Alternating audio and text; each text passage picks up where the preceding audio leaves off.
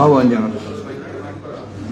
সেই সঙ্গে আমরা গতকাল আমাদের যে স্ট্যান্ডিং কমিটির গত পরশু যে মিটিং হয়েছে সেই সভায় আমাদের স্ট্যান্ডিং কমিটির সদস্য জনাব নজরুল ইসলাম খান সাহেবের স্ত্রী তার ইন্তেকালে আমরা গভীর শোক প্রকাশ করেছি, আমরা সেটা আপনাদের জানাচ্ছি। একই সঙ্গে ইতিপূর্বে স্থায়ী কমিটির আলোচনায় আমাদের সিনিয়র ভাইস প্রেসিডেন্ট দেশের বরেণ্য রাজনৈতিক নেতা আব্দুল্লাহ নোমান সাহেবের মৃত্যুতেও আমরা গভীর শোক প্রকাশ করেছি। আজকের যে অত্যন্ত গুরুত্বপূর্ণ বিষয়, প্রিয় সাংবাদিক ভাই ও বোনেরা, আসসালামু আলাইকুম।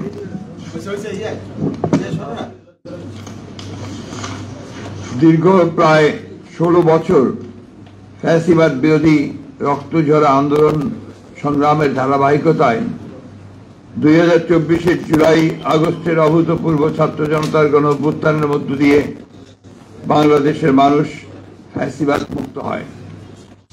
গণ অভ্যুত্থানের আকাঙ্ক্ষা অনুযায়ী সাম্য, মানবিক মর্যাদা, সামাজিক ন্যায় বিচার ভিত্তিক এবং বৈষম্যহীন একটি শক্তিশালী গণতান্ত্রিক রাষ্ট্র বিনির্মাণের প্রত্যাশা পূরণের জন্য দেশের জনগণ অপেক্ষমান।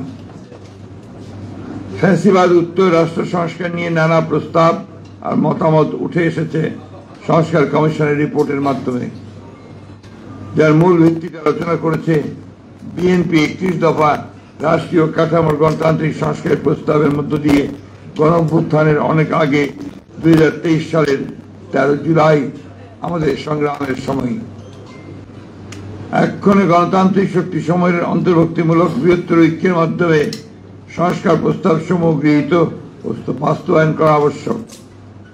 জনপ্রত্যাশা অনুযায়ী সংস্কার প্রস্তাবগুলো সাংবিধানিক ভিত্তি প্রদানের জন্য একটি নির্বাচিত সংসদই কেবল উপযুক্ত ফোরাম। বিদ্যমান ফ্যাসিবাদ বিরোধী জাতীয় ঐক্য এই দেশ এবং দেশের মানুষের মূল চালিকা শক্তি। এই ঐক্যকে এই দেশকে এগিয়ে নিয়ে যেতে হবে, এর কোনো বিকল্প নেই। এই ঐক্যের চর্চাকে আমাদের রাজনৈতিক সংস্কৃতিতে পরিণত করতে হবে। আমরা এমন কোনো পদক্ষেপ নিতে পারি না যাতে করে ফ্যাসিবাদ বিরোধী জাতীয় ঐক্য, গণ ঐক্য বিনষ্ট হয় অথবা ফাটল ধরে। সুতরাং অন্তর্বর্তী সরকারকে সর্বোচ্চ নিরপেক্ষতার অবস্থান বজায় রাখতে হবে। কোন মহলকে রাজনৈতিক ফায়দা হাসিলের এজেন্ডা যেন সরকারের কর্মপরিকল্পনার অংশ না হয় সেদিকে সজাগ দৃষ্টি রাখতে। সংস্কারের উদ্দেশ্য জীবনমানের জনসাধারণ জীবন ও সম্পদের নিরাপত্তা বিধান এবং জবাবদিহিতা ও আইনের শাসন নিশ্চয়তা বিধান করা। সর্বোপরি দেশের স্বাধীনতা সংস্কার আগে নির্বাচন আগে সংস্কার পরে এই ধরনের অনাবশ্যক বিতর্কের কোনো অবকাশ নেই। চলমান প্রক্রিয়া, সংস্কার ও নির্বাচন প্রক্রিয়া একসাথে রাজনৈতিক দলগুলোর ঐক্যমতের ভিত্তিতে তৈরি হতেই পারে।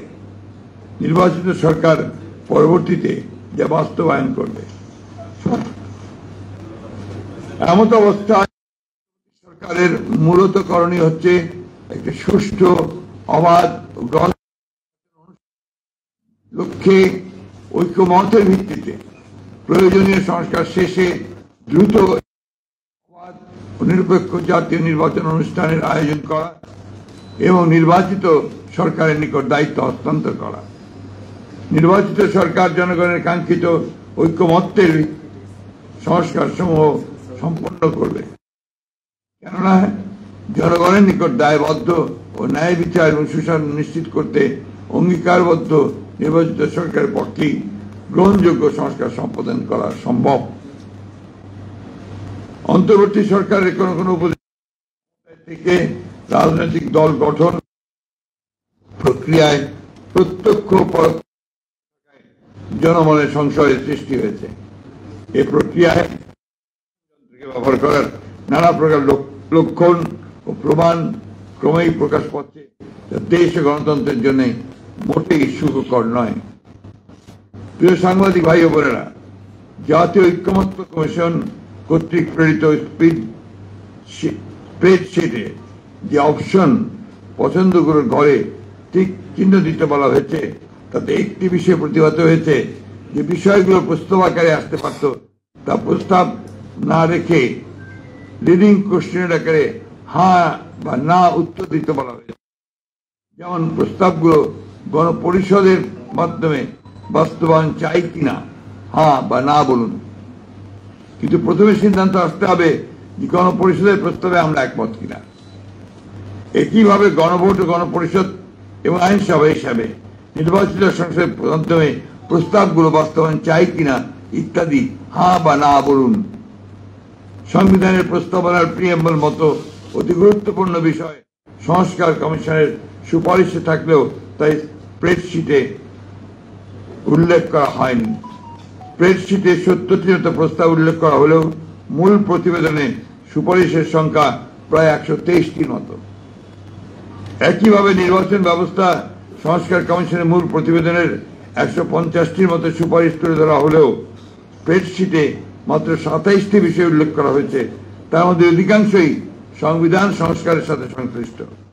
তাই আমরা মনে করছি স্প্রেডশিটের সাথে মূল সুপারিশমালার উপর আমাদের মতামত সংযুক্ত করে দিলে বিভ্রান্তি এড়ানো যাবে। জাতীয় ঐকমত্য কমিশনের স্প্রেডশিটের অবস্থা এবং কমিশন সদস্যদের বিভিন্ন সময়ের বক্তব্য ও বিশেষ কয়েকটি রাজনৈতিক দলের বক্তব্য বিবৃতির মধ্যে মিল পাওয়া যায়, যাতে জনমনে প্রশ্নের জন্ম দিতে পারে যে সকল বিষয়গুলো যেন একটি পূর্ব নির্ধারিত কর্ম পরিকল্পনার অংশ, যা গণতন্ত্রের স্বার্থের পক্ষে কিনা সেটা বলা মুশকিল।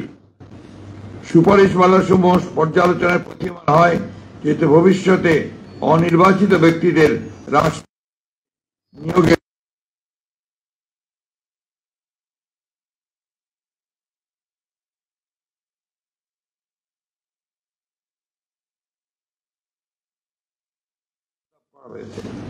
এই সমস্ত কমিশনের এখতিয়ার কর্মকাণ্ডের যে বর্ণনা দেওয়া হয়েছে যথেষ্ট কারণ রয়েছে যে আইন বিভাগ ও নির্বাহী বিভাগকে যথাসম্ভব আন্ডারমাইন করা এবং ক্ষমতাহীন করা, যার ফলশ্রুতিতে একটি দুর্বল ও প্রায় অকার্যকর সরকার ব্যবস্থা, রাষ্ট্রের গণতান্ত্রিক চরিত্র, জনগণের মালিকানার সংসদ এবং জনপ্রতিনিধিদের মাধ্যমে। কিন্তু সংবিধান ও নির্বাচন ব্যবস্থা সংস্কার কমিশনের সুপারিশ সমূহ পর্যালোচনা করলে প্রতীয়মান হয় যে রাজনীতিবিদরা অপান্তেয় এবং দেশ পরিচালনার সুযোগ সৃষ্টি করাই শ্রেয়। জনগণের গণতান্ত্রিক কৃষ্টি এবং সংস্কৃতি, ধর্মবোধ এই বিষয়গুলোকে গুরুত্ব দিয়েই বিভিন্ন সংস্কার ও সাংবিধানিক সংশোধনে প্রণীত হওয়া বাঞ্ছনীয়। ফ্যাসিবাদ বিরোধী জাতীয় ঐক্যকে সমুন্নত রেখে দীর্ঘ প্রায় 16 বছরের ফ্যাসিবাদ বিরোধী গণতান্ত্রিক আন্দোলন ও জুলাই গণ অভ্যুত্থানের শহীদদের স্বপ্ন ও আকাঙ্ক্ষা অনুযায়ী একটি বৈষম্যহীন রাষ্ট্র ও সমাজ ব্যবস্থা প্রতিষ্ঠা করাই বর্তমান সময়ের সর্বোচ্চ। জাতীয় ঐক্যমত্যের ভিত্তিতে একটি শক্তিশালী গণতান্ত্রিক রাজনৈতিক সরকার প্রতিষ্ঠার জন্য আমাদের সকল প্রকার প্রচেষ্টা পরিচালিত হবে, এটাই জাতীয় প্রত্যাশা। আপনাদের সকলকে ধন্যবাদ। আল্লাহ হাফেজ। বাংলাদেশ জিন্দাবাদ।